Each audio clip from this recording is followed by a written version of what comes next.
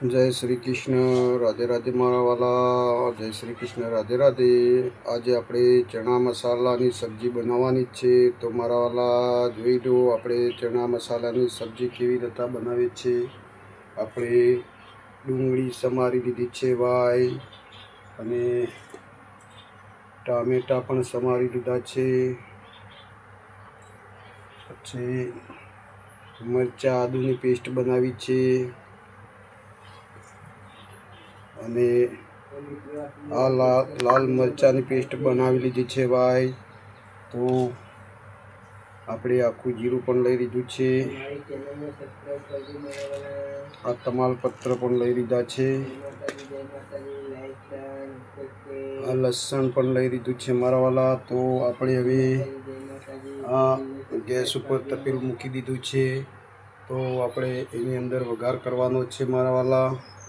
તેલ સાથે વઘાર કરવાનો છે તે મારા વાલા હું આગળનો વિડીયો તમને બતાવીશ, બન્યા રહેજો લાઈવમાં। તો મિત્રો આપણે તેલ ગરમ થઈ ગયું છે, જો મિત્રો તેલ ગરમ થઈ ગયું છે, આપણે એમાં વઘાર માટે તમાલપત્ર નાખી દઈએ છીએ। જો મિત્રો તમાલપત્ર નાખી દીધા છે, એના પછી આપણે જીરું પણ નાખી દેવાનું છે ભાઈ। જો મારા વાલા આપણે જીરું લીધું છે, પણ જીરું પણ નાખી દેવાનું છે અંદર। જો તમાલપત્ર નાખ્યા છે એનો વઘાર આવી જાય એટલે આપણે આ જીરું પણ નાખી દઈશું। જીરું પણ નાખી દીધું છે। હવે આપણે આ લસણ પણ નાખી દઈશું મારા વાલા। જોતા રહો મારા વાલા, લસણ પણ નાખી દીધું છે આપણે। તો મિત્રો આપણે લસણ લાલ થઈ ગયું છે, હવે જોઈ લો। એટલે હવે આપણે અંદર લીલા મરચાંની અને આદુની પેસ્ટ પણ નાખી દેવાની છે। આપણે લીલા મરચાં અને આદુની પેસ્ટ પણ નાખી દીધી છે અંદર। હવે એકવાર લાવી દઈશું મારા વાલા, જો લાવી દઈશું મારા વાલા, ધીમે ધીમે હલાવી દઈશું મારા વાલા।